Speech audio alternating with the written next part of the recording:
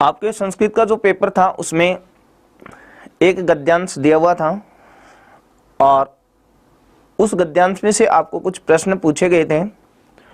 देखिए, ये जो हमारे टेस्ट का जो अपन यहाँ टेस्ट सीरीज चला रखे हैं उसमें अधिकांशतः हमारी यही कोशिश रही है कि रीट का जो पेपर लगता है उसमें जो प्रश्न किस तरीके से आते हैं उसके आधार पर हमने इसको लेने की कोशिश की है। यहाँ आपको एक गद्यांश दिया गया था, पहले उस गद्यांश को देख लेते हैं, उसके बाद में इससे संबंधित जो भी प्रश्न थे हम उन पर चर्चा करते हैं। प्रश्न था आपका, अधोलिखितम गद्यांशम पठित्वा, नीचे लिखे गद्यांश को पढ़कर प्रश्न संख्या 1 से 4 पर्यंतम, 1 से 4 तक के प्रश्न संख्या 1 से 4 तक के जो प्रश्न हैं वो हमारे इस गद्यांश के अंतर्गत थे। तो उनके प्रश्न के प्रश्नानाम उत्तराणि देयानि, उन प्रश्नों के उत्तर देने हैं उनके दे। अब जो 1 से 4 तक के जो प्रश्न हैं वे प्रश्न कौन कौन से थे, उनके आंसर हमें इस गद्यांश से ढूंढना था। चलो इस गद्यांश पर हम चर्चा करते हैं। गुड मॉर्निंग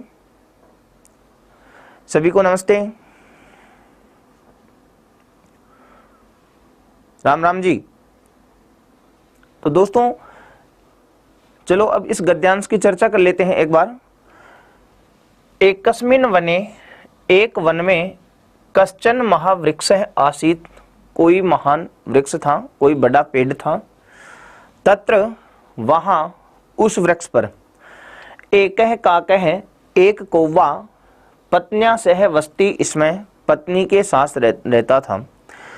वहाँ एक कौवा पत्नी के साथ रहता था। तस्य एव वृक्षस्य कोटरे, तस्य एव वृक्षस्य, उसी वृक्ष के, कोटरे, कोटर में, एकः कृष्णः सर्पः अपि वसति, इसमें एक काला सर्प भी रहता था। यदा, जब, काकस्य पत्नी, कोए की पत्नी, प्रसूता भवति, प्रसूता होती, गर्भवती होती, तदा, तब, बच्चों को जन्म देती, तब, कृष्ण सर्प है, काला सर्प, तस्याः अंडानी, उसके अंडों को, खादती, इसमें खा जाता था। कि जैसे ही कोए की पत्नी अपने पुत्रों को जन्म देती, अपनी संतान को जन्म देती, तब कृष्ण सर्प है, जो काला सर्प था, तस्या अंडानी, खाती, इसमें उसके अंडों को खा जाता था। एतेन दुखेन, इस दुख से, काकः, कौवा, तस्य च पत्नी, च और तस्य पत्नी, उसकी पत्नी, महद दुखम अनुभवते, इसमें बड़े दुख का अनुभव करते थे, बहुत दुखी होते थे। अतः, इसलिए, एकदा काकः स्वमित्रस्य श्रृगालस्य समीपम, एकदा, एक बार, काकः, कौवा, स्वमित्रस्य, अपने मित्रों, श्रृगालस्य, श्रृगाल के, समीपम गत्वा, समीप जाकर, इसलिए एक बार कौवा अपने मित्र श्रृगाल के समीप जाकर, उक्तवान, बोला, कहा, भो मित्रो, हे मित्रों, सह कृष्ण सर्पः कथम मारणीय, उस काले सर्प को कैसे मारा जाए, वह कैसे मारने योग्य है। उपायम सूचयतु, उपाय बताइए। श्रृगालः एकम उपायम सूचितवान, श्रृगालः, सियार ने, गिद्दड़ ने, एकम उपायम, एक उपाय, सूचितवान, बताया। कहा, उस उपाय को, तत् श्रुत्वा, वैसा सुनकर, उस उपाय को सुनकर, काकः बहु संतुष्ट है, कौवा बहुत संतुष्ट हुआ। तदनंतरम, उसके बाद, तदनंतरम काकः उड्डीय नगरम आगतवान, काकः, कौवा, उड्डीय, उड़कर, नगरम आगतवान, नगर को आया। तत्र, वहाँ, महाराजस्य सरोवरे, महाराज के सरोवर में, अंतःपुर स्त्रिय हैं, अंतःपुर की स्त्रियां, नगर की स्त्रियां, जल क्रीडायाम, जल क्रीड़ा में, मग्नः आसन, मग्न थी, स्नान कर रही थी। तासाम वस्त्राणि आभरणानि च, तासाम, उनके, वस्त्राणि, वस्त्र, च और आभरणानि आभूषण, उनके वस्त्र और आभूषण, उनके उन स्त्रियों के वस्त्र और आभूषण सरोवरस्य सोपानेषु, सरोवर के सोपान पर सीढ़ियों पर स्थापितानि आसन, स्थापित थे, रखे हुए थे। उसके बाद काकः कौवा तत्र गतवान, वहां गया, एकम सुवर्ण हारम गृहीत्वा, एक सुवर्ण हार, सोने का हार, गृहीत्वा, लेकर, अरण्याभिमुखम प्रस्थितवान, अरण्य की ओर, जंगल की ओर प्रस्थान कर गया। तद दृष्ट्वा, ऐसा देखकर, राजभटाः, राजभट सैनिक, राजा के सैनिक, काकम अनुसृतवंत है, कोए का अनुसरण किया। ऐसा देखकर राजभटों ने अर्थात राजपुरुषों ने, सैनिकों ने कोए का, काकम अनुसृतवंत है, कोए का अनुसरण किया। तो दोस्तों ये तो अपना गद्यांश था। अब उसके बाद चर्चा करते हैं इनसे आए हुए, इस गद्यांश से जो भी प्रश्न आए थे उस प्रश्नों की हम यहाँ चर्चा कर लेते हैं कि यहाँ कौन कौन से प्रश्न थे और उनका हमें आंसर ढूंढना है। वैसे तो सरल सी बात, अगर मान लीजिए किसी गद्यांश में से व्याकरण संबंधी जो प्रश्न दे रखे हैं, प्राय आपकी सहायता के लिए मैं बता दूं कि अधिकांश जो प्रश्न होते हैं व्याकरण संबंधित, प्रत्यय, उपसर्ग आदि से संबंधित जो प्रश्न हैं वो तो प्रायः अगर हम गद्यांश को न पढ़ें तो भी हमें पता चल जाता है। लेकिन जैसे संज्ञा, सर्वनाम, विशेषण, विशेष्य आदि से संबंधित जो प्रश्न हो उनके लिए हमें गद्यांश की जरूरत पड़ती है, या किसी कारक, विभक्ति आदि के हम ध्यान करने हैं तो फिर वहाँ उस गद्यांश में, उस वाक्य में कौन से कारक का प्रयोग हो रहा है उसके आधार पर उस विभक्ति आदि का हमें चयन करने हेतु गद्यांश को ध्यानपूर्वक पढ़ना होगा। तो चलो प्रश्नों पर बढ़ते हैं। पहला अपना प्रश्न है, उड्डीय पदे प्रत्यय वर्तते। उड्डीय पद में, ये जो शब्द है अपना उड्डीय, उड्डीय पदे प्रत्यय वर्तते, उड्डीय पद में प्रत्यय कौन सा है? अब ऑप्शन है आपके पास यत, ण्यत, ल्यप और अनियर। तो देखिए उड्डीय में अगर हम बात करें तो इसका अर्थ हमने ये निकाला है उड़कर। अब हिंदी भाषा के कर्या करके अर्थ में, हिंदी भाषा के कर्या करके अर्थ में त्वा प्रत्यय का प्रयोग होता है, और त्वा प्रत्यय का धातु से पहले, जैसे कि यहाँ हम उद उपसर्ग की बात करते हैं, उद उपसर्ग की बात करें तो धातु से पहले अगर उपसर्ग का प्रयोग हो तो कत्वा के स्थान पर ही किसका प्रयोग हो जाता है? ल्यप प्रत्यय का। तो सरल भाषा है, अपन ऐसे भी कह सकते हैं हिंदी भाषा के कर या करके इन अर्थों में कत्वा और ल्यप प्रत्यय का प्रयोग होता है। पहली बात तो ये। अब दूसरी बात, यदि हम बात करें अगर यत प्रत्यय की हम बात करते हैं तो यत प्रत्यय का प्रयोग कर्मवाच्य और भाववाच्य में योग्य अर्थ में किया जाता है। ण्यत प्रत्यय की प्रयोग की बात करें तो ये भी अपन सामान्यतः बात कहें तो ऋकारांत और हलंत धातुओं से कर्मवाच्य, भाववाच्य में ण्यत का प्रयोग होता है। ल्यप की बात करें तो धातु से पूर्व उपसर्ग हो तो हिंदी भाषा के कर्या करके अर्थ में कत्वा के स्थान पर ल्यप का प्रयोग होता है, और अनियर प्रत्यय का अनीय शेष रहता है, इसका प्रयोग भी हिंदी भाषा के चाहिए अथवा योग्य अर्थ में होता है। तो यहाँ पर अब देखो अपन दूसरा तरीका, एक और सरल सा तरीका ढूंढें तो आप इस तरीके से ढूंढ सकते हैं। जैसे कि अपन ने यत की बात करें तो यत प्रत्यय का यह शेष रहता है, ण्यत का यह शेष है, ल्यप जो प्रत्यय है उसका भी यह शेष है, और अनियर जो प्रत्यय है अनियर, इस अनियर प्रत्यय का अनीय शेष रहता है। पहली बात तो ये। तो या अपन सामान्यतः क्या करें, इनकी पहचान से भी हम यहाँ उत्तर निकाल सकते हैं। अब ध्यान एक और देंगे कि जब इन तीनों में ये दिखाई दे रहा है तो ये उड़िए में लास्ट में ये आ रहा है, लेकिन एक शर्त और ध्यान रखना है, सबसे सरल तरीका आपके लिए ये कि ये जो प्रत्यय की बात करें हैं यत, ण्यत और इसकी अपन की ये जो नत नत इनमें है, ये जो प्रत्यय हैं आप क्या करेंगे, इनके रूप प्रयुक्त होते हैं, मतलब इनकी पद संज्ञा होगी, रूप प्रयुक्त होंगे, और रूप प्रयुक्त होंगे तो पुल्लिंग में तो राम की तरह, स्त्रीलिंग में रमा की तरह, नपुंसक लिंग में फल की तरह प्रयुक्त होंगे। अगर अनियर प्रत्यय की हम बात करें तो इसके भी रूप परिवर्तित होंगे, पुल्लिंग में राम की तरह, स्त्रीलिंग में रमा की तरह, नपुंसक लिंग में फल की तरह। लेकिन ल्यप प्रत्यय वाले जो शब्द हैं वो क्या बन जाते हैं, अव्यय बन जाते हैं, और यदि अव्यय बन गया तो इसका रूप परिवर्तित तो नहीं होगा। इस आधार पर अगर यत और न्यत में से अगर मान लीजिए कोई सा होता, ए और बी में से होता, तो धातुओं के अंत में या तो इस शब्दों के साथ में लास्ट में या तो यह है या यम ऐसा दिखाई देता, या किसी विभक्ति का रूप आता, क्योंकि ये अव्यय नहीं बनते हैं। अब जबकि ये के साथ न तो यहाँ विसर्ग है, न या है, न यम है, और फिर उड़िए का अर्थ उड़कर हो गया, इसका मतलब ये अव्यय के रूप में प्रयुक्त है, तो अपना आंसर हो गया इसमें कौन सा। तो अपन जहां आंसर की बात करेंगे तो अपना आंसर यहां होगा सी।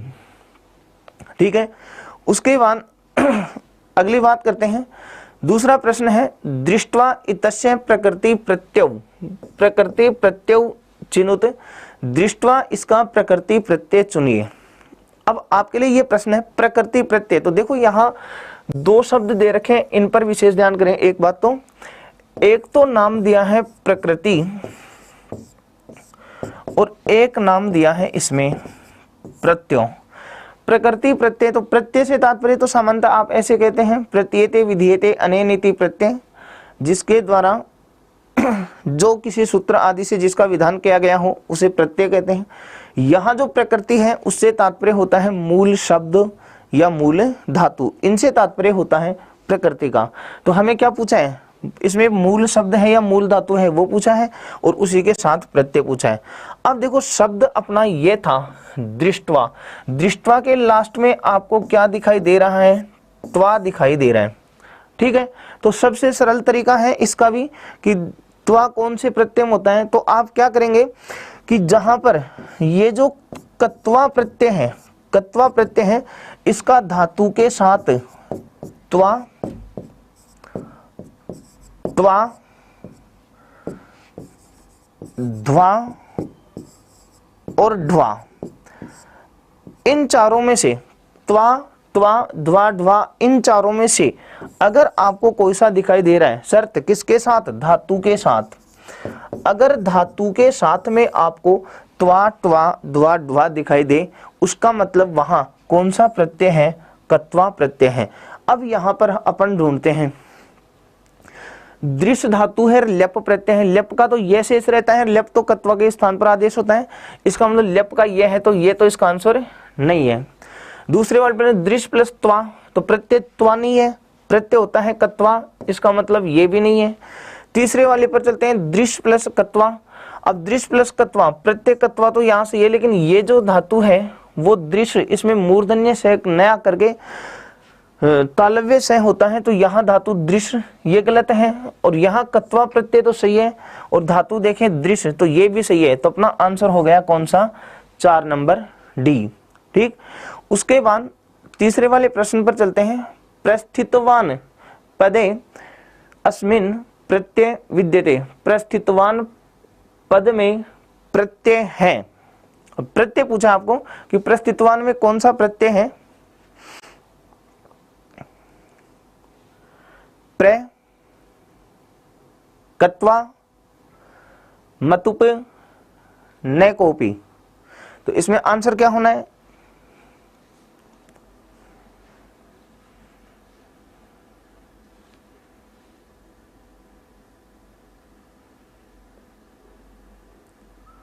दोस्तों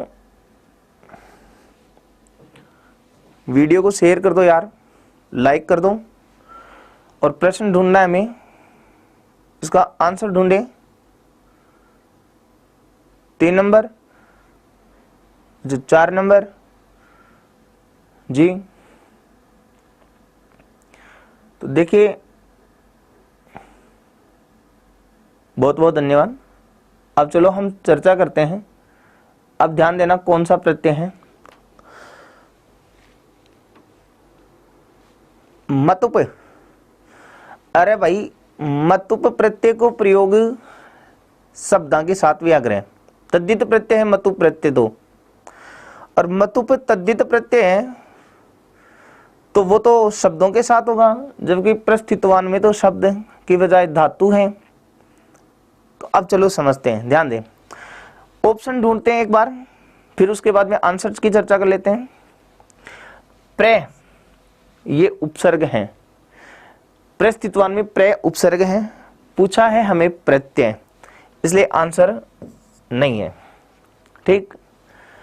कत्वा, कत्वा की अभी अपन ने पहचान करी थी, त्वा, ट्वा, ध्वा और ध्वा। ठीक है, इनमें से होना चाहिए धातु के साथ, तो इनमें से भी नहीं है, ये भी आंसर नहीं है। अब बात करते हैं मतुप की। मतुप प्रत्यय जो है, मतुप का मत शेष रहता है और माद तुब्धायार मतो वो ये वादिव्य, उससे मत के स्थान पर क्या हो जाता है, वत हो जाता है। मतलब मत का क्या बन जाता है, वत। अगर हम इसके रूप की बात करें इसके रूप की बात करें तो पुल्लिंग में तो ये भगवत की तरह, स्त्रीलिंग में नदी की तरह, नपुंसक लिंग में जगत की तरह। मतलब आप ऐसे समझ लें, पुल्लिंग में तो मान, स्त्रीलिंग में मति और नपुंसक लिंग में मत। या तो जहां वान रहेगा वहां पर वान, वती और वत ये दिखाई देंगे। ठीक है, तो एक बार हमें यहां पर प्रस्थितवान में वान तो दिखाई दे रहा है, ये तो बहुत अच्छी बात है, लेकिन मतुप प्रत्यय जो है, हम मतुप की बात करें, मतुप प्रत्यय की ये जो पहचान है वो किसके साथ दिखाई देगी, शब्द के साथ, न कि धातु के साथ। इसका मतलब ये तो शब्दों के साथ होता है। प्रस्थितवान में ध्यान देना, प्र, स्था और कत्वतु, प्र प्लस स्था प्लस कत्वतु, ये इसका प्रकृति प्रत्यय है। स्था धातु के साथ जैसे ही कत्वतु जोड़ेंगे तो स्थितवत शब्द बन जाएगा। स्था धातु के साथ हम जैसे ही कत्वतु प्रत्यय जोड़ेंगे तो अपना रूप ये बनेगा स्थितवत। ठीक है, अब स्थितवत शब्द जो बन गया, उसका यदि आप पुल्लिंग में लिखेंगे तो स्थितवान, स्त्रीलिंग में लिखेंगे तो स्थितवती और नपुंसक लिंग में लिखेंगे तो स्थितवत। अब स्थितवान शब्द कत्वतु से बना है पुल्लिंग में और उससे पहले प्र उपसर्ग जोड़ दिया तो बन गया प्रस्थितवान, प्रस्थान किया भूतकाल के अर्थ में। इसका मतलब इस प्रस्थितवान शब्द में जो प्रत्यय है वह है कौन सा, कत्वतु। अब क्या अपने चारों ऑप्शनों में इनमें से ये जो तीन ऑप्शन है, प्र, कत्वा और मतुप, क्या इनमें कत्वतु दे रखा है? जी नहीं। इसका मतलब अपना आंसर हो गया न कोअपि, कोई नहीं, इनमें से कोई सा भी नहीं है। ठीक है, उसके बाद आगे वाले प्रश्न पर चर्चा करते हैं। अधोलिखितेषु कत्वतु प्रत्यय युक्त शब्द वर्तते, नीचे लिखे में कत्वतु प्रत्यय युक्त शब्द है, इनमें से कत्वतु प्रत्यय का प्रयोग कौन से शब्द में हुआ है वो हमें ढूंढना है। प्रश्न संख्या 4 है। आंसर उक्तवान, अनुसृतवंत, आगतवान, सर्वे, सभी। तो कौन सा सही है इनमें वो ढूंढना है हमें।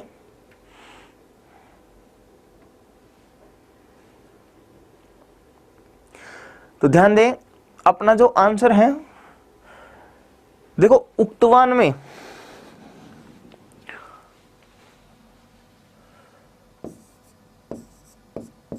वच धातु है और कत्वतु प्रत्यय है। वच में चोकू से तो चे का क बन जाएगा और वे का संप्रसारण करेंगे तो उक बनेगा। मतलब वे का संप्रसारण उक और चे के स्थान पर हो गया क, उक, और कत्वतु का शेष रह गया तवत, तो शब्द बन गया अपना उक्तवत। अब इसको यदि पुल्लिंग में हम लिखें तो अपना पुल्लिंग में रूप बना है उक्तवान। इसका मतलब वच प्लस कत्वतु से बना है, तो इसमें तो है अनुसृतवंत है। अनुसृतवंत में आप देखेंगे तो अनु तो उपसर्ग है, श्री धातु है और कत्वतु प्रत्यय है। ठीक है, और इसका बहुवचन बनाया गया है, भगवान, भगवंतौ, भगवंत है, तो श्रितवान, श्रितवंतौ, श्रितवंत है, तो इसमें भी कत्वतु का प्रयोग हो रखा है। ठीक, उसके बाद आगतवान की बात कर लेते हैं हम। आगतवान की यदि आप बात करते हैं तो आगतवान में ध्यान देने, आ तो उपसर्ग है, गम धातु है और कत्वतु प्रत्यय है। ठीक है, आ गम और कत्वतु। तो आप यहां पर ध्यान दे सकते हैं, इसमें भी कत्वतु प्रत्यय है। उक्तवान में मैंने आपको ये बताया था, यहां पर वच धातु और कत्वतु प्रत्यय। और प्रश्न अपना था, अब वो ढूंढ लेते हैं। प्रश्न ये था, निम्न में से कत्वतु प्रत्यय से युक्त शब्द कौन सा है? तो उक्तवान में भी कत्वतु प्रत्यय है, अनुसृतवंत में भी कत्वतु प्रत्यय है और आगतवनमान भी कत्वतु प्रत्यय है। तो आंसर हो गया अपना सर्वे, 4 नंबर। ठीक, उसके बाद अगला जो प्रश्न है अपना वो ये है, उपायेन ही यच्छक्यम न तच्छक्यम पराक्रमई। ये एक सूक्ति है, अर्थ निकालते हैं इसका। ही निश्चित ही, निश्चय रूप से ही, उपायेन यच्छक्यम, यच्छक्यम जो शब्द है उसका हमें संधि विच्छेद कर लेना है। तो ये हो जाएगा यद प्लस सक्यम। तत्सक्यम का संधि विच्छेद कर लो, तद प्लस सक्यम। ये अलग अलग शब्द हो गए अपने। ठीक है, अब अपन बात करते हैं कि ये जो शब्द है उपायन ही यच्छक्यम, निश्चित ही जो कार्य उपाय से हो सकता है, पराक्रमई न तत्सक्यम, वह पराक्रम से नहीं हो सकता। उपाय से जो किया जा सकता है वह बल से नहीं किया जा सकता। ये अपना एक वाक्य है, सूक्ति है। अब यहाँ पर क्या गए, इस वाक्य में रेखांकित पद में प्रत्ययशात क्रमशः है। यहाँ दोनों पदों को रेखांकित कर रखा है, यच्छक्यम में और तत्सक्यम में। ये जो शब्द है छक्यम छक्यम, इनको रेखांकित किया हुआ है और ये पूछा है कि दोनों में क्रमशः है, अर्थात पहले वाले में कौन सा है, दूसरे वाले में कौन सा है, ये हमें प्रत्यय पूछा है। तो एक तो है ल्यप और क्यप।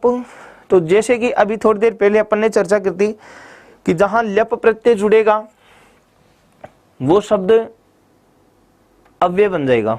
ठीक है, पहली बात तो यह समझो, आपने वो जो संधि से युक्त शब्द है तो हमें सक्यम सक्यम वो शब्द है, इक मायना फन प्रत्यय ढूंढना है। अब इक मायना प्रत्यय ढूंढने को मतलब ये ध्यान दो, सक्यम जो है उसमें यम आ रहा है ना, और यम आ रहा है तो अपन ने कहा यम, यत और नेत और क्यप भी हो सकता है। अब क्यप के लिए तो अलग से जो 5-6 धातुएं आती हैं, एति स्तु सांस वृद्रि जुसो क्यप मृजेर विभाषा, उनसे चलता है, तो ये तो नहीं है। अब यदि हम बात इसकी करें तो अपने पास धातु तो है इसमें शक, और प्रत्यय जो भी है, यत है कि ण्यत है कि क्यप है, वो कोई सा भी है, इनमें से हमें ढूंढना है। लेप तो हो नहीं सकता, लेप के लिए तो उपसर्ग होना जरूरी था, इसलिए लेप वाला तो यहाँ गलत है, तो लेप इसमें दे रखा है तो यहाँ पर भी गलत है।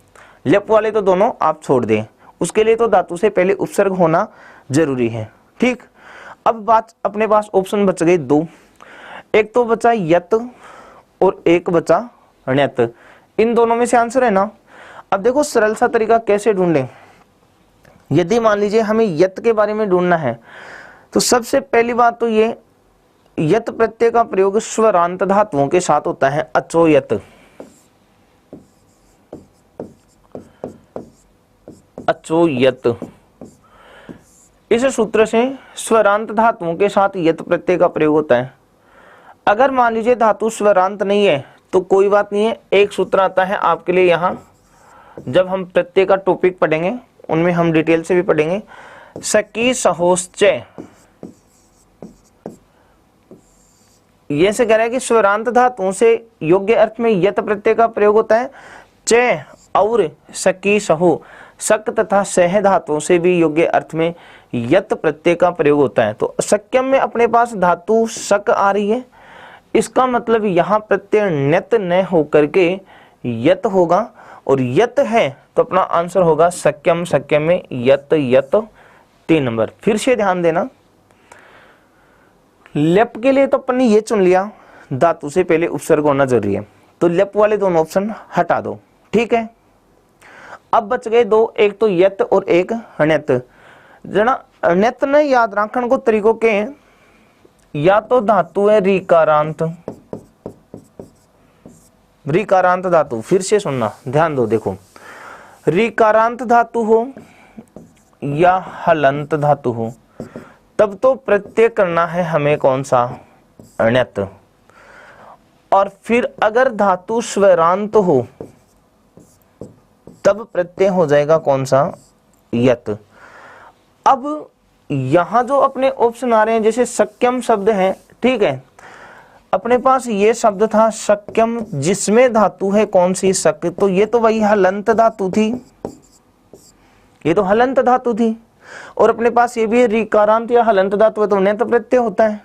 लेकिन जैसे ही हम ण्यत प्रत्यय का प्रयोग करेंगे तो जो धातु हलंत धातु है उसकी उपधा में, सेकंड लास्ट वर्ण, उसकी उपधा में या तो गुण होना चाहिए या ए विद्यमान है तो ए की वृद्धि क्या होनी चाहिए, आ।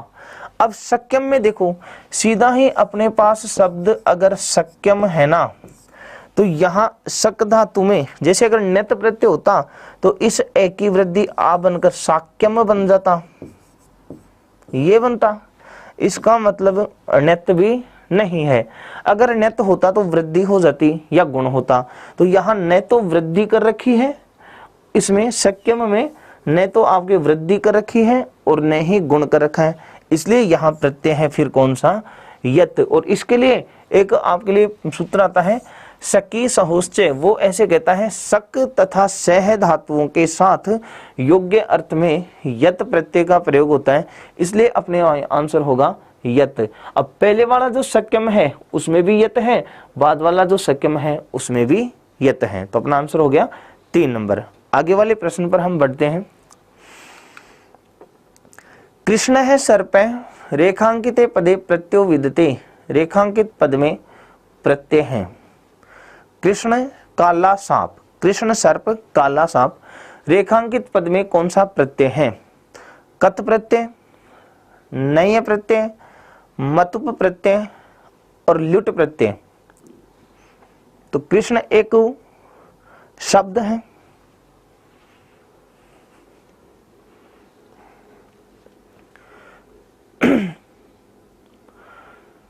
हाँ पूजा, यत में तो व्यंजन होगा, व्यंजन तो होगा, हलंत, तो व्यंजन का मतलब क्या होता है, हल वर्ण, और हल वर्ण से अंत होने वाली धातु हो। लेकिन जैसे शक धातु की आपने बात की थी, फिर से समझा रहा हूं, कंफ्यूज ना हो, शक धातु की अपने बात की तो ये हलंत धातु तो है, व्यंजन से अंत होने वाली। लेकिन जैसे ही हम अगर ण्यत प्रत्यय का प्रयोग करते तो जो हलंत धातु है उसकी यहाँ जो उपधा है उसमें ए की वृद्धि क्या होनी चाहिए थी, आ। अतुपधाया सूत्र से ए की वृद्धि आ हो जाती, और यहाँ सक्य में आ नहीं दे रखा, इसलिए ण्यत प्रत्यय नहीं हुआ है। ठीक है, इसके लिए मैंने आपको यह बताया, अब इसी के लिए मैंने आपको यह बताया ना सकी सहोश्चय, ये जो अपनी परिभाषा सूत्र है आप ऐसे करेंगे, ये जो सूत्र लगा हुआ है सकी सहोश्चय, ये ध्यान दें, सकी सहोश्चय,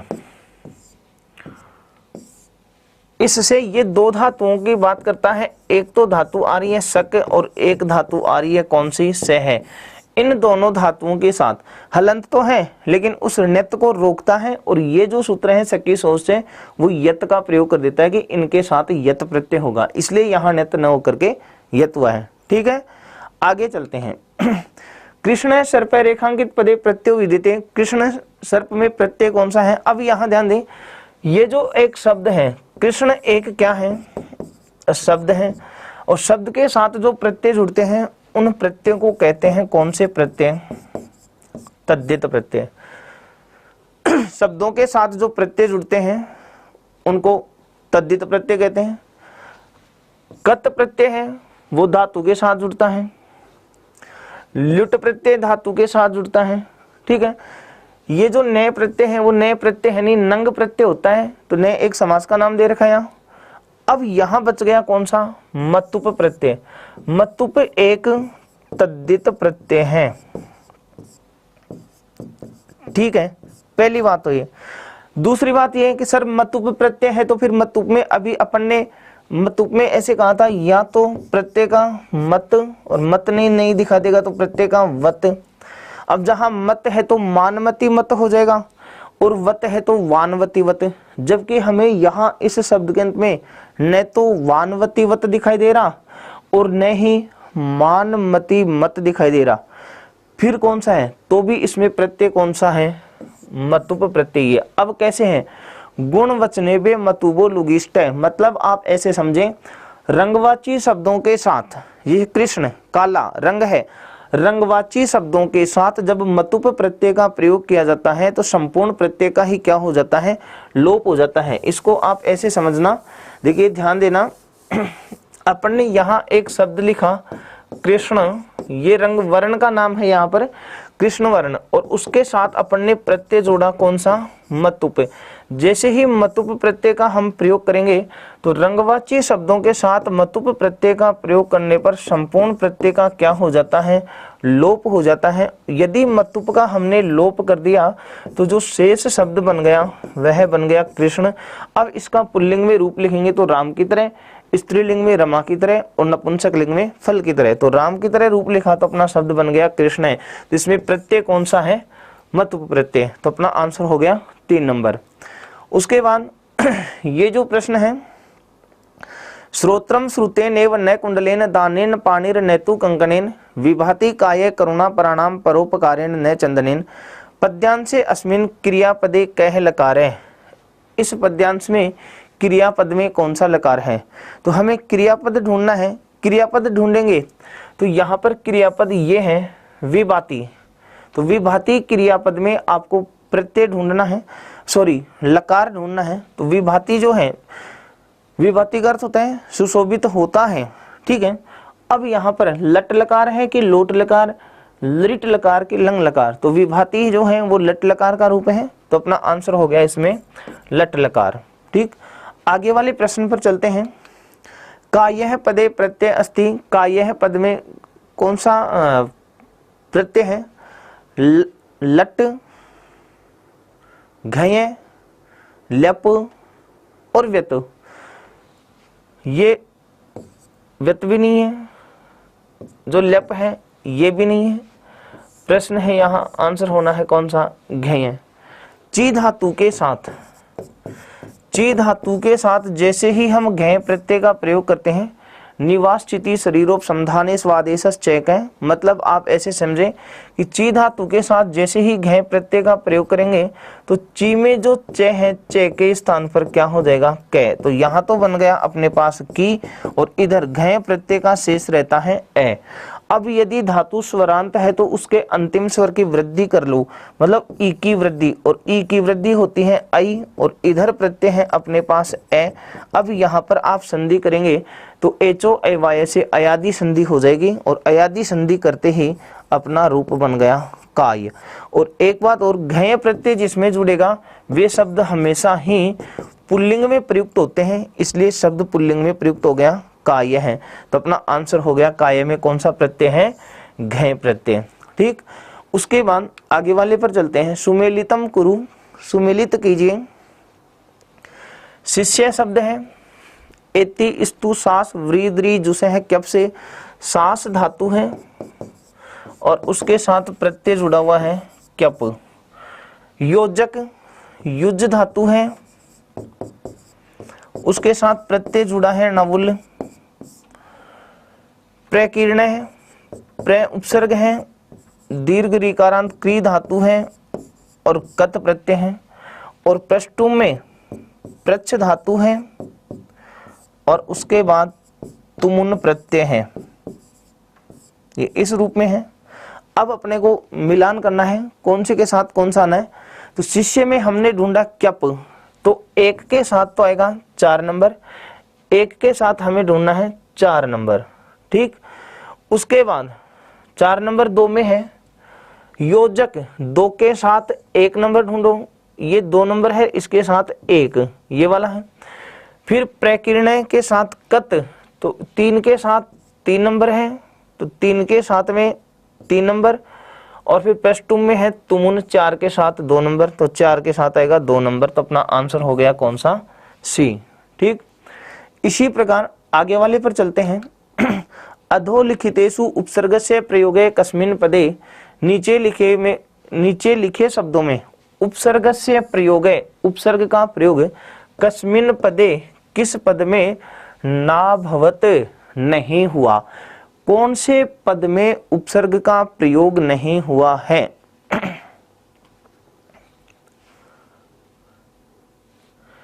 पलायते, विभाति, संतुष्ट, परोपकारेण। उपसर्ग का प्रयोग कौन से में नहीं है, कौन से में है, ये नहीं पूछा, कौन से में नहीं है।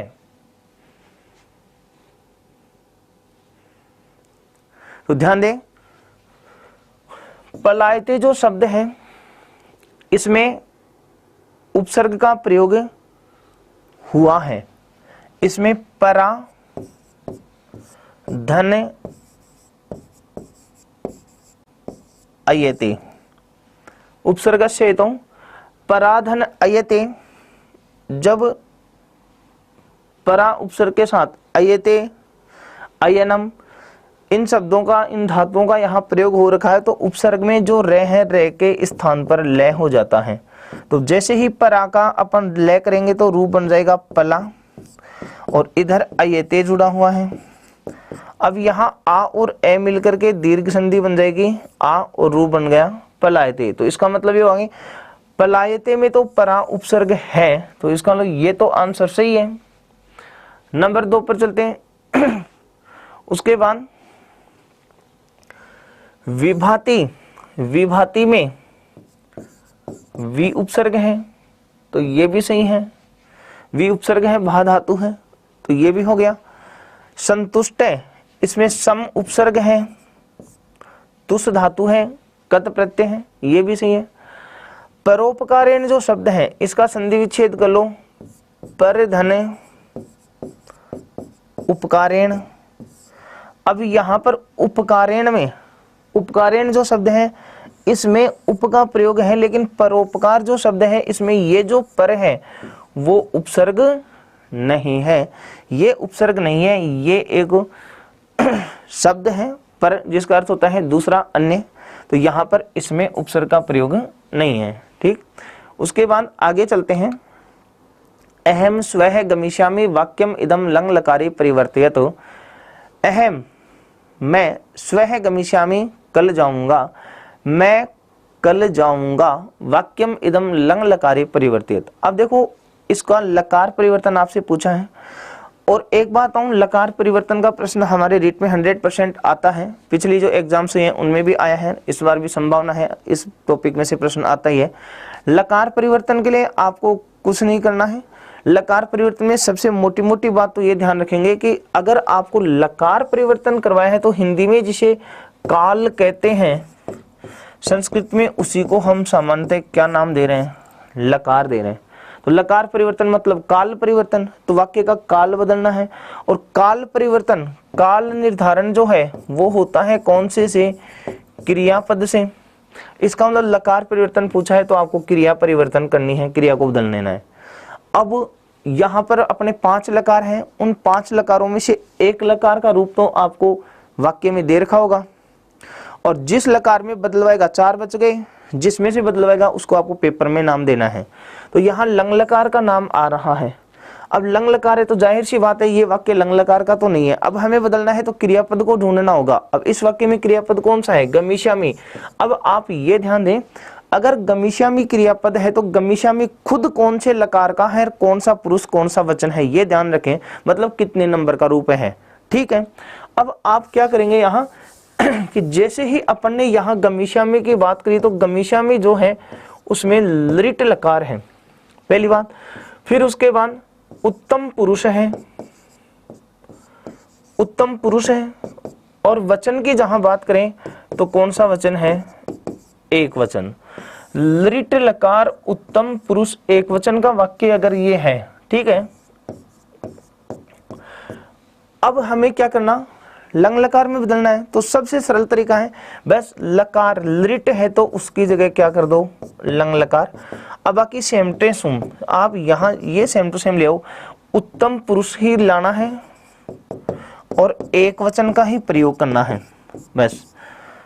अब अहम को कर्ता को तो बदलना ही नहीं है, तो अहम तो ज्यों का त्यों आ जाएगा अहम, तो अहम तो सभी में सेम टू सेम दे रखा है।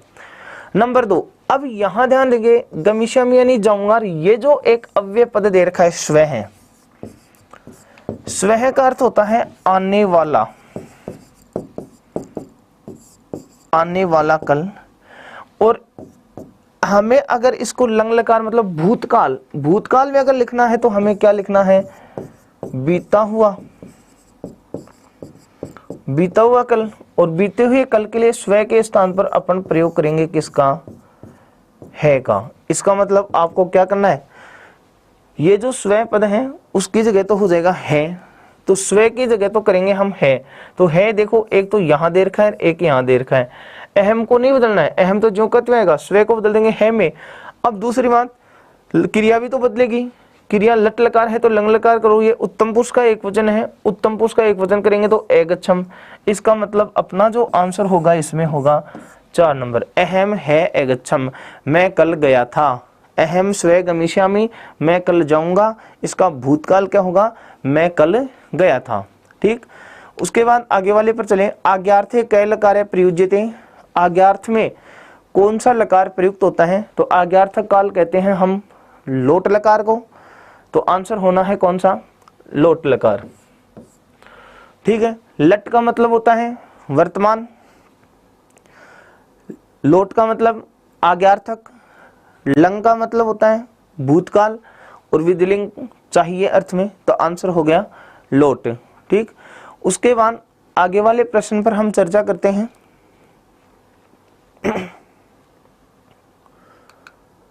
सह पत्रम लिखती वाक्यम इदम लिट लकारे परिवर्तयत, ये ध्यान देंगे कौन से लकार में बदलवाया है, लिट लकार में बदलवाया है। अब लिट लकार में बदलवाया है तो पहले तो वही तरीका, आप पहले तो ये जो वाक्य दे रखा है इसमें लकार पहचानो। लकार पहचानने के लिए आपको क्रियापद ढूंढनी है। यहाँ क्रियापद है लिखती, लिखती जो क्रियापद है वह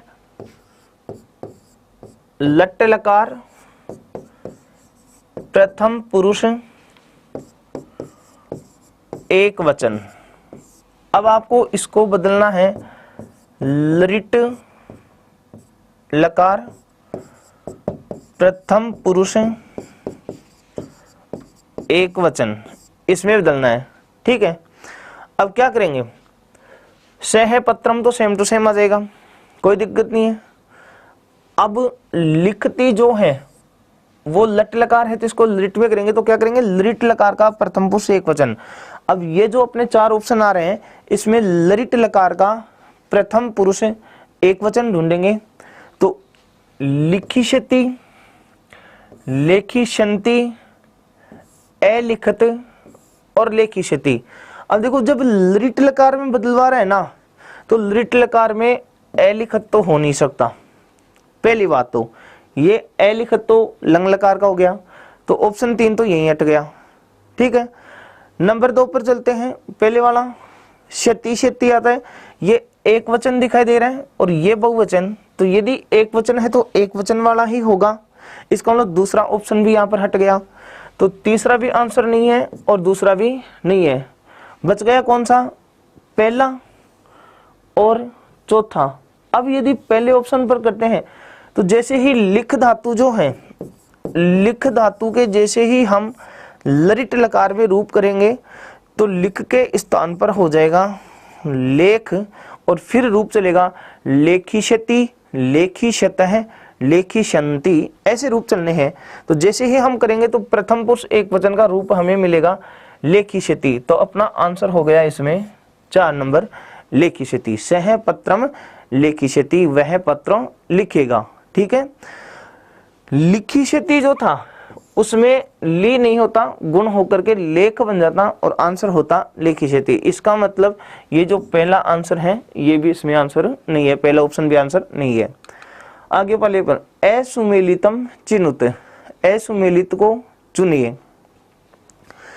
इधर वाक्य दे रखा है, यहां लकार दिया है, वाक्य है अहम तावत वक्ष्यामि, और इधर लकार दिया है लिट लकार। असुमेलित का मतलब जिसका मेल सही नहीं हो आप वो चुनिए। तो वक्ष्यामि जो है ना उसका लकार दिया कि लिट लकार। क्या ये वाक्य लिट लकार का है? जी हाँ, बिल्कुल लिट लकार का है, ध्यान दें। दोस्तों जो भी आप लोग वीडियो देख रहे हैं उसको लाइक कर दें, और जो भी अभी तक आपके सहपाठी वंचित रह रहे हैं उनको भी शेयर कर दूं, क्योंकि अभी तो हमारे काफ़ी प्रश्न बचे हुए हैं, 15-16 प्रश्न हैं, वो भी तो सॉल्यूशन हमें करने हैं। तो वो भी इस क्लास के माध्यम से लाभान्वित हो सकें। यदि इसी प्रकार आपका प्यार हमें मिलता रहा तो हम और अधिक गुणवत्ता लाते रहेंगे, हमें सहारा मिलता है और हमें बहुत कुछ सीखने को भी मिलता है। ध्यान दें, ये प्रश्न है। उसके बाद अहम तावद वक्ष्यामि, मैं वैसा देखता हूं, ये वाक्य है। अब आपने कहा कि वक्ष्यामि जो क्रियापद है उसमें लकार का निर्धारण करना था। तो वक्ष्यामि में वच धातु है और उसका लिट लकार है, तो इसका मतलब ये तो सही है, ठीक है। अब यहां पर अपन बात करें तो इसमें तो सही है, मैं वैसा कहूंगा ये है तो वक्ष्यामि। अब इसमें लिट लकार है वो तो सही है, तो पहला तो सही है। दूसरे वाले पर चलते हैं। वयम भ्रमणार्थम गमिष्यामः, हम भ्रमण के लिए जाएंगे। अब गमिष्यामः जो क्रियापद है वो भी लिट लकार का है, तो ये भी सही है। बालकाः विद्यालयेषु वृक्षारोपणम कुर्यु, बालकों को विद्यालय में वृक्षारोपण करना चाहिए। कुर्यु करना चाहिए, ये जो है वह है विधिलिंग लकार। क्री धातु जो है उसका विधिलिंग लकार है। और चलामी दिवसे रात्रौ, दिवसे रात्रौ दिन रात, चलामी चलता हूं, इसमें क्रियापद है चलामी, ठीक है। अब चलामी जो है उसमें आप लट लकार की बात करेंगे, तो लट लकार की बात करें तो देखेंगे कि इसमें क्रियापद लट लकार है, तो लट लकार दे रखा है। और प्रश्न क्या था, असुमेलित कौन सा है? तो देखो असुमेलित, इसमें यहां लोट लकार का नाम दिया है जबकि क्रियापद है विधिलिंग लकार का, तो ये ही इसमें सही नहीं है। तो अपना आंसर हो गया कौन सा, 3 नंबर। उसके बाद आगे वाले पर चलते हैं। प्र उपसर्ग से प्रयोगो ना भवत, प्र उपसर्ग का प्रयोग नहीं हुआ है। प्र उपसर्ग का प्रयोग कहां नहीं हुआ है यह आपको ढूंढना है। प्रभवति, प्रहार, प्रथम, प्रेजते।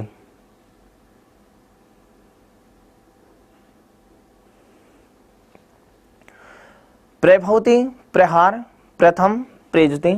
तो देखें प्रभवति जो शब्द है उसमें प्र उपसर्ग है और भू धातु है, भू धातु का लट लकार भवति, उससे पहले प्र उपसर्ग जुड़ा है। प्रहार जो है उसमें भी प्र उपसर्ग है और री धातु है जिसका घ प्रत्यय से शब्द बना है हार, उससे प्र उपसर्ग जुड़ा है। प्रथम जो शब्द है वो एक क्रमवाची शब्द है, क्रमवाची शब्द है जिसका मूल शब्द ही क्या है, ये प्रथम। और फिर उसके बाद प्रेजते में प्र उपसर्ग है और इधर एजते धातु है, तो डी में भी उपसर्ग है, प्रेजते में प्र उपसर्ग है, प्रहार में प्र उपसर्ग है, प्रभवति में प्र उपसर्ग है, लेकिन प्रथम में प्र उपसर्ग नहीं है। तो अपना आंसर है इसमें सी। प्रश्न भी यही था कि किस में प्र उपसर्ग का प्रयोग नहीं हुआ है, ठीक है। उसके बाद आगे वाला प्रश्न है, सुप्तो अपि नेत्रे न निमीलयामि जलस्य मध्ये निवसामि नित्यम स्वजाति जीवा मम भोजनानि वदन्तु मान्यः मम नामधेयम्। ये जो प्रश्न है अपना, अब इसमें आपको पद्यांशे अस्मिन् छंदो विद्यते, आपसे छंद पूछा है। अब देखें आपके रीट में जो छंद का प्रश्न आना है उस छंद के प्रश्न में अधिकांशतः श्लोक ये सा, जैसे कि यहाँ अपने यहाँ पर ये श्लोक दे रखा है और ऐसा श्लोक आपके पेपर में होगा भाषा द्वितीय में। फर्स्ट भाषा में श्लोक नहीं आना है, भाषा द्वितीय संस्कृत जिनके हैं उनमें श्लोक आना है एक, और उस श्लोक में आपको छंद का नाम मात्र पूछता है। अब नाम बताने के लिए आप क्या करते हैं कि सबसे पहले आप उनमें वर्ण का काउंट कर लें, वर्ण गिन लें कि श्लोक में प्रत्येक चरण में कितने वर्ण हैं, उस वर्ण के आधार पर आप छंद निर्धारण करें। पहली बात, अगर मान लीजिए एक वर्ण, जैसे वर्ण के माध्यम से आप का छंद निर्धारण नहीं हो रहा तो फिर उसके साथ आप गण चिन्ह लगा करके उसके गण बना लें और उसके आधार पर फिर छंद का निर्धारण अवश्य कर सकते हैं। फिर चाहे वो फर्स्ट ग्रेड हो, चाहे रिट हो, चाहे सेकंड ग्रेड हो, छंद का प्रश्न हम इस तरीके से हल कर सकते हैं। वर्ण गिन लो और वर्ण के बाद में अगर समान समान आ रहे हैं तो फिर आप ऐसे कर लें, उस पर लघु गुरु चिन्ह लगा करके गण निर्धारण करते हुए फिर आप छंद का निर्धारण कर सकते हैं। जैसे कि यहाँ पर चलो अब चर्चा करते हैं। सबसे पहली बात तो अब हमें इसका आंसर निकालना है कि कैसा है। तो आप क्या करेंगे, पहले तो जो ऑप्शन दे रखे हैं वहीं से स्टार्ट कर लो, आप पता चल जाएगा इसमें कौन सा आंसर होना है। क्या करना है, इंद्रवज्रा कितने वर्ण होते हैं, 11। फिर अगर इधर बात करते हैं उपेंद्रवज्रा, उपेंद्रवज्रा में भी 11। वंशस्थ में कितने होते हैं, 12 और उपजाति में 11। ठीक है, ये ऐसी कंडीशन है। अब हम क्या करें, ये तो हमें वर्णों का ध्यान रखना है, ये छंद आ गए, ये वर्ण हो गए। अब करेंगे क्या, ये जो श्लोक है उसके प्रत्येक चरण में आप वर्ण गिनो, अगर इनमें से कौन सा आ रहा है वो हमें ढूंढना है। तो क्या करेंगे, 1 2 3 4 5 6 7 8 9 10 11, इस पंक्ति में 11 वर्ण है। इसमें काउंट करेंगे तो वही 1 2 3 4 5 6 7 8 9 10, सॉरी 1 2 3 4 5 6 7 8 9 10 और 11। आधे वर्ण जो हैं उनको नहीं काउंट करना है, तो इसमें भी 11 वर्ण है, इसमें भी 11 है। तो लास्ट वाली पंक्ति है उसमें भी कितने हैं, लास्ट वाली पंक्ति में भी 11 वर्ण है। अब 11 वाले हैं तो इसका मतलब वंशस्थ तो इसमें नहीं है, एक तो यही हट गया, ये लो तरीका। एक तो इसमें है ही नहीं, सी तो ऑप्शन इसमें नहीं है। अब बच गया कौन सा, ये तीनों में से एक आंसर है, तीनों हो नहीं सकते। अब करेंगे लघु गुरु लगाएंगे। लघु गुरु से क्या होगा, हमें लगभग इनका पता चलेगा इनमें से कौन सा है। अब देखो सबसे सरल तरीका, अगर इंद्रवज्रा उपेंद्रवज्रा और उपजाति दे रखा है ना, तो यहां ध्यान दें, अपन ने नाम लिखा इंद्रवज्रा उपेंद्रवज्रा और उपजाति, तीनों में 11 वर्ण होते हैं। ठीक है, इंद्र में लघु गुरु लगाएंगे तो ये गुरु आ रहा है, उपेंद्र में उ लघु है। ठीक है, अब चारों चरणों में अगर पहला वर्ण गुरु आ रहा है, गुरु, फिर यहां लघु, यहां लघु, यहां लघु, इसका मतलब इंद्रवज्रा और उपेंद्रवज्रा दोनों आए हैं। इंद्रवज्रा और उपेंद्रवज्रा दोनों अगर हैं, ध्यान देना, फिर से चर्चा कर लेता हूं मैं भाई। 11 वर्ण तो है ही, 11 है तो तीनों में से एक है। सभी चरणों में, चारों चरणों में पहला वर्ण गुरु, ऐसी कंडीशन, तब तो आप बताएंगे इंद्रवज्रा। क्लियर। और चारों चरणों में लघु लघु लघु लघु आ जाए तब आपका नाम हो जाएगा उपेंद्रवज्रा। और यदि दोनों आ जाए, लघु भी मिल जाए और गुरु भी मिल जाए, अगर दोनों मिल जाए आपको, तब वहां आपका नाम हो जाएगा कौन सा, उपजाति। ठीक है, अब इसमें पहला वर्ण गुरु है, ये पहला वर्ण लघु है, तो अब आगे मिला लो, जैसे ये लघु है, ये लघु है, तो क्या हुआ, दोनों ही मिल गए हमें, दोनों ही मिलते ही छंद हो गया कौन सा, उपजाति। ठीक, आगे वाला है सुमेलितम कुरुत, सुमेलित कीजिए। जैसे ही सुमेलित करेंगे, एक तरफ आपको छंद का नाम दे रखा है, दूसरी तरफ उसके वर्ण दे रखे हैं, कौन से छंद में कितने वर्ण होते हैं। भुजंग पर्यात 12 वर्ण सही है। मालिनी, मालिनी के साथ होंगे 15, मालिनी के साथ आप ये करेंगे, मालिनी जो छंद है उसमें होते हैं 15। फिर उसके बाद वसंत तिलका जो है, वसंत तिलका में होते हैं 14, और शिखरणी जो है उसमें होते हैं 17। मतलब एक के साथ एक आना है, कै के साथ आप एक करेंगे, फिर ख के साथ 3, फिर ग के साथ 4, तो यहां 4 नहीं है, यहां 4 है। और जो घ है शिखरणी, उसके साथ 17, 17 के साथ 2, इसमें 2 है और कोई सा नहीं है, तो इसका मतलब अपना आंसर हो रहा है कौन सा, 2 नंबर। उसके बाद आगे वाले पर चले। कृष्ण शिशु सुतो में वल वकुल लटावी राहतो न गृहे, ये जो गृहे पद है वो इसी के साथ है यहाँ। चले अपन यहाँ एक बार समझने के लिए यहाँ लिख लेते हैं इसको। अब आपको क्या करना है, वही तरीका, इसमें आपको छंद पूछा है कि छंद कौन सा है, तो देखो सरल सा तरीका, शार्दुल विक्रीडतम में 19 वर्ण, आर्या जो है वो कौन सा छंद है, मात्रिक छंद है, मंदाक्रांता में 17 वर्ण और उपजाति में 11 वर्ण प्रत्येक चरण में, ठीक है, ये इस रूप में है, ठीक। अब हमें करना क्या है, ये जो श्लोक है इस श्लोक में हमें वही तरीका आप अपना लें, वर्ण काउंट कर लें। सबसे सरल तरीका ये रहेगा, वर्ण काउंट करेंगे तो 1 2 3 4 5 6 7 8 9 10 11 12 13 14 15 16 17 18 19 20, पहली पंक्ति में 20 वर्ण हैं एक बार के लिए। दूसरी वाली पर चलें, 1 2 3 4 5 6 7 8 9 10 11 12 13 14 15 16 17 18 19, दूसरी वाली में 19 आ रहे हैं। इसका मतलब वर्ण तो समान नहीं है, तो वर्ण समान नहीं तो वर्णिक छंद तो है नहीं, तो बच गया कौन सा, मात्रिक।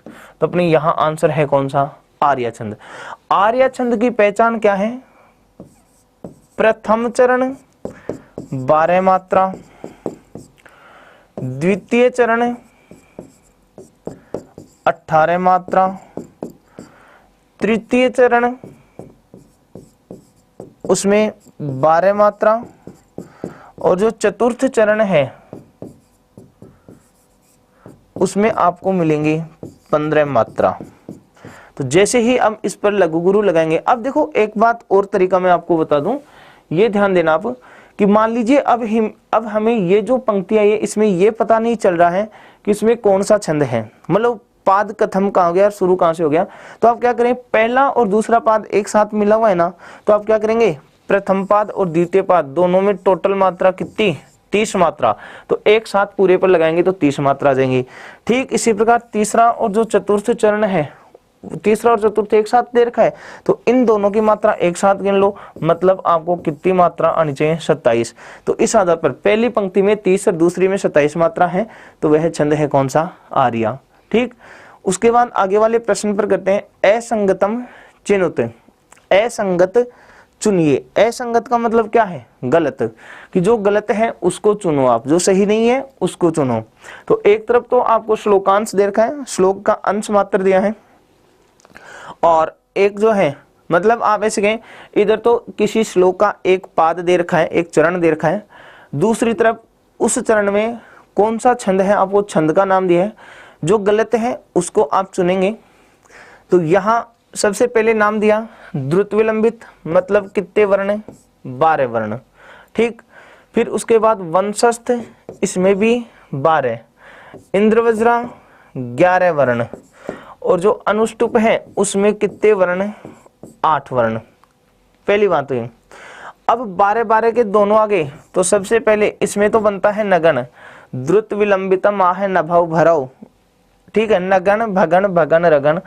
वंशस्थ में जतौ तु वंशस्थम उदीरितम जरौ, इसमें पहले बनेगा जगन। 11 वर्णों वाला है, इंद्रवज्रा है, तो इसमें सबसे पहले बन जाएगा अपना तगन।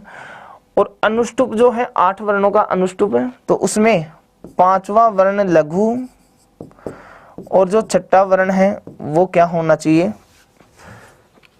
जो 5वां वर्ण है वह लघु होगा सभी चरणों में, और जो 6ठा वर्ण है वह क्या होगा, गुरु होगा। इस रूप में हमें यहाँ पहचान करनी है।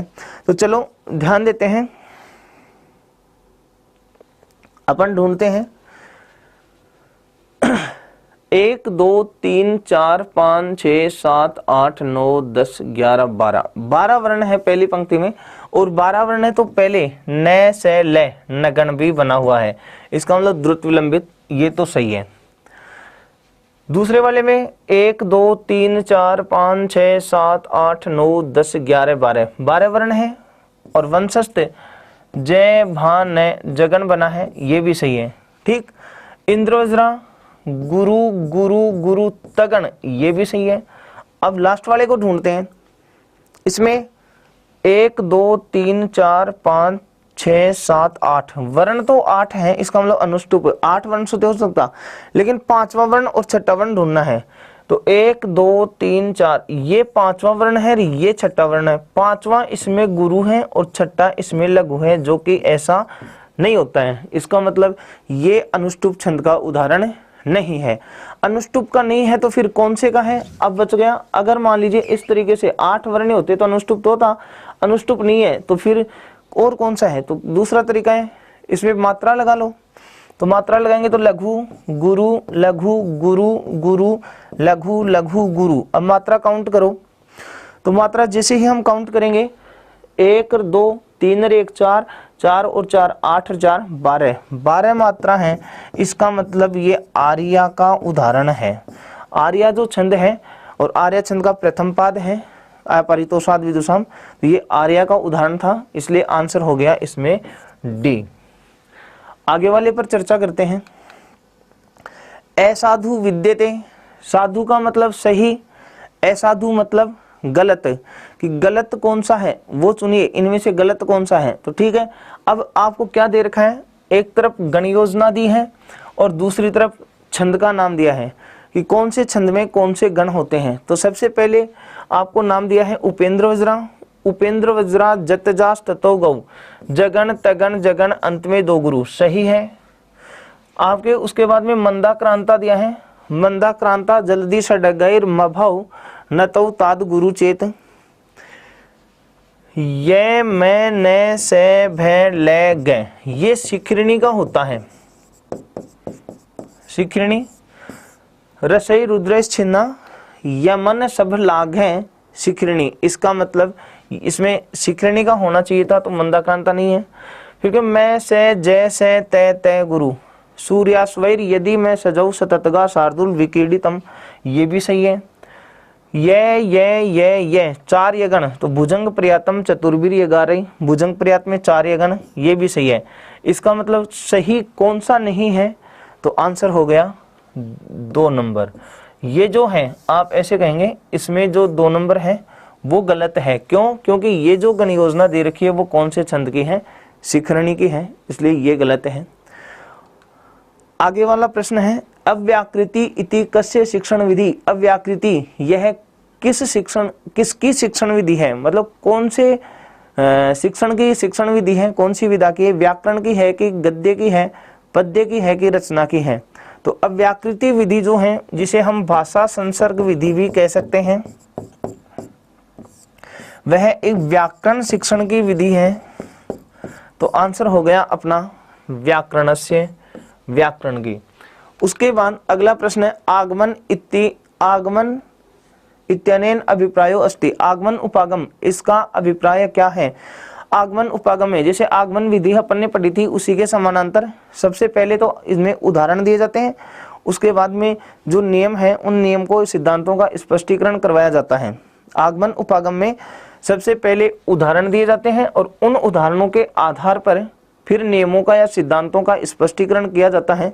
तो अपना आंसर हो गया भाषा दक्षता या आकलनम, भाषा दक्षता की आकलन करना, व्याख्या द्वारा भाव स्पष्टीकरण, व्याख्या द्वारा भाव स्पष्टीकरण करना, व्याकरण शिक्षण में नियमों का स्पष्टीकरण, व्याकरण शिक्षण के नियमों का स्पष्टीकरण करना, और उदाहरण नियमानाम सिद्धांतानाम से स्पष्टीकरणम, उदाहरणों द्वारा नियमों या सिद्धांतों का स्पष्टीकरण। तो आगमन उपागम से अर्थ है उदाहरणों द्वारा नियमों व सिद्धांतों का स्पष्टीकरण। जी हाँ, बहुत बहुत धन्यवाद, बिल्कुल सही।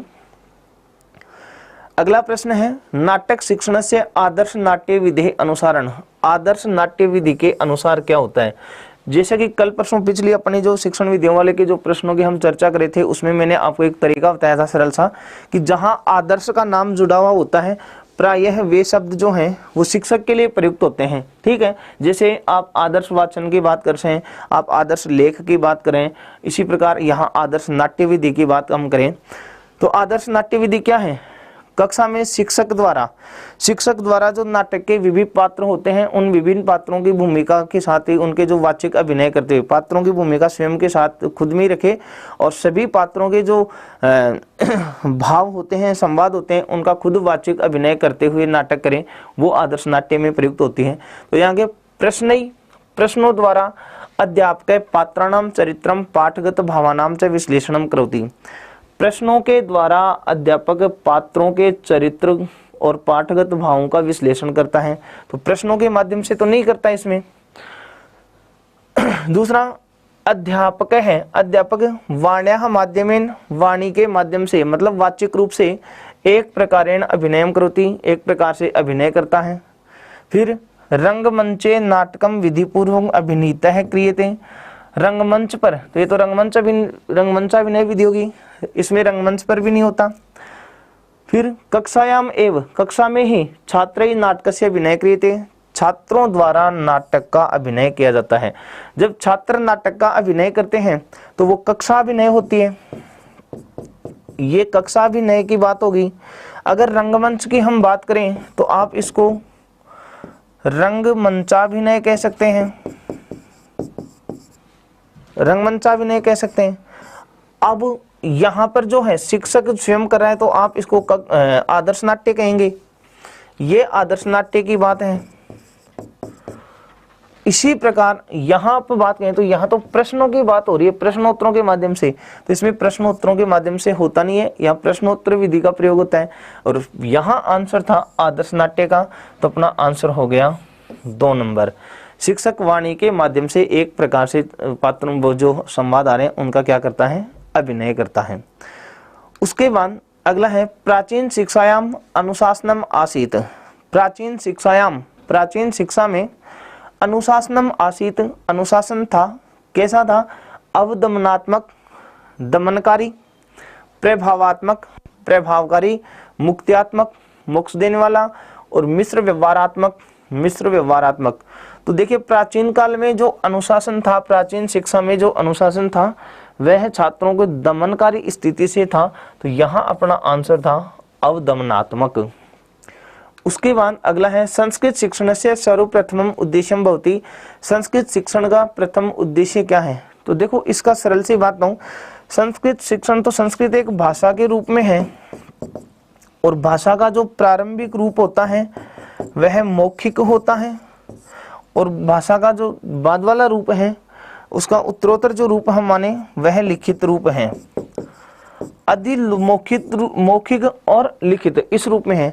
फिर उसके बाद अगर बात करें भावा के जो प्राथमिक उद्देश्य हैं वह ग्रहण और अभिव्यक्ति में आते हैं, ग्रहण और अभिव्यक्ति। अब इन दोनों में भी यदि हम प्रथम देखें तो पहले बालक भाषा को ग्रहण करता है, अनुकरण करने के बाद फिर उसकी क्या करता है, वो अभिव्यक्ति करता है। तो यहाँ पर सर्वप्रथम उद्देश्य पूछा है कि कौन सा है, तो सर्वप्रथम उद्देश्य होगा ग्रहणात्मकम, ग्रहणात्मक उद्देश्य।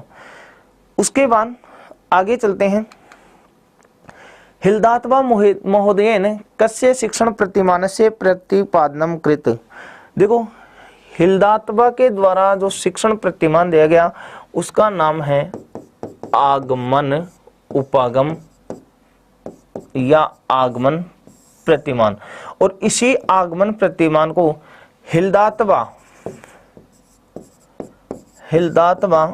उपागम या हिल्दात्वा प्रतिमान के नाम से भी जाना जाता है। तो इनके द्वारा जो दिया गया था वह आगमन उपागम था। तो आगमन उपागम की बात करते हैं तो अपना यहाँ जो दिया गया है इनके द्वारा वह है आगमन उपागम। उसके बाद आगे वाले हैं शिक्षा का प्रकारिका क्रिया। शिक्षा कैसी क्रिया है, स्थिरभूता, स्थिर रहने वाली, यादृच्छिकी, इच्छानुसार, गत्यात्मिका, गतिशील, और एतासु न कापि, इनमें कोई नहीं। तो शिक्षक एक परिवर्तनशील भी है, शिक्षा जो है वो परिवर्तनशील है और शिक्षा गतिशील भी है। और प्रश्न यह है कि शिक्षा कैसी क्रिया है, तो अपना आंसर है शिक्षा एक गत्यात्मिका, गतिशील, पीढ़ी दर पीढ़ी ट्रांसफर होने वाली, आगे चलने वाली जो है वह क्रिया है। तो अपना आंसर हो गया गत्यात्मिका। अगला प्रश्न है अनुवाद शिक्षण से, अनुवाद शिक्षण की उच्च स्तर से करते, उच्च स्तर के लिए सर्वाधिक उपयुक्त विधि रस्ती, सर्वाधिक उपयुक्त विधि है। अब यहाँ अनुवाद शिक्षण की जो विधियों की बात आई थी तो पहली बात तो हमने यहाँ चर्चा भी करी थी। अनुवाद शिक्षण की 3 विधियां हैं, पुस्तक विधि, द्विभाषी विधि, अनुकरण विधि और अनुकरण विधि का ही दूसरा नाम है तुलना विधि। तो ये तो एक ही है। अब उच्च स्तर के लिए, तो उच्च स्तर के लिए यदि इनमें से बात करी जाए तो अपना आंसर होगा द्विभाषी विधि। द्विभाषी विधि इसलिए कि यहाँ दो भाषाओं की जानकारी होना आवश्यक है, जिससे एक भाषा को दूसरी भाषा में अनुदित करते हुए फिर भाषा शिक्षण करवाया जाता है, अनुवाद करवाया जाता है। तो उच्च स्तर के लिए प्रयुक्त होने वाली विधि है कौन सी? द्विभाषी विधि। उसके बाद अगला प्रश्न है पाठ्य पुस्तक विधे गुणों नास्ति। यहाँ है गुणों नास्ति, नास्ति यानी नहीं है। पाठ्य पुस्तक विधि का गुण नहीं है। गुण नहीं है मतलब दोष है, ऐसे हम कहें तो अध्यापक से प्राधान्यम अधिकम भवति, अध्यापक की प्रधानता अधिक होती है। छात्राणाम कार्यम न्यूनम भवति, और छात्रों का कार्य न्यून होता है। एक दूसरा शब्दावली नाम ग्रहणम शुक्रम भवति, शब्दावली का ग्रहण सरल होता है। तीसरा उच्चारणस्य अभ्यासो भवति, उच्चारण का अभ्यास होता है। और चौथा है वाचन कौशलस्य उपरि बलम दीयते, वाचन कौशल पर बल दिया जाता है। तो इसमें इसका गुण कौन सा नहीं है? तो वाचन कौशल पर बल दिया जाता है, बिल्कुल सही है, गुण है। उच्चारण का अभ्यास होता है, ये भी सही है, इसका गुण है। शब्दावलियों का ग्रहण सरलता से होता है, ये भी सही है, लेकिन ये इसका गुण नहीं है, क्योंकि इसमें अध्यापक की प्रधानता और छात्रों की न्यूनता बताई गई है, जबकि ऐसा नहीं है। पाठ्य पुस्तक विधि मनोवैज्ञानिक विधि है, इसमें शिक्षक और छात्र दोनों ही सहभागी होते हैं और साथ ही दोनों ही सक्रिय भी रहते हैं। यहाँ तक कि हम ऐसा भी कह सकते हैं पाठ्य पुस्तक विधि के अंतर्गत कि बिना शिक्षक की सहायता से भी प्रौढ़ आदि जो व्यक्ति हैं वो पाठ्य पुस्तक के माध्यम से सरलता से भाषा शिक्षण कर सकते हैं। तो इसमें तो छात्रों की तो प्रधानता होगी, जबकि ये दे रखा है कि छात्रों की न्यूनता होती है, तो ये इसका गुण नहीं है। तो आंसर हो गया अपना 1 नंबर। उसके बाद अंतिम प्रश्न है अपना, और वो ये है व्याख्या पद्धति प्रमुख दोष है वर्तते। व्याख्या पद्धति का प्रमुख दोष है, व्याख्या पद्धति का प्रमुख दोष कौन सा है? तो व्याख्या पद्धति अमनोवैज्ञानिकी कि अमनोवैज्ञानिक पद्धति है, जी हाँ, ये इसका दोष है। अध्यापक केंद्रित है पद्धति, अध्यापक केंद्रित पद्धति, ये भी सही है, अध्यापक केंद्रित है। और नीरस पद्धति, ये नीरस पद्धति, तो ये तीनों ही इसके दोष हैं। तो आंसर हो गया सर्वे। तो अपना यहाँ आंसर हो जाएगा सर्वे।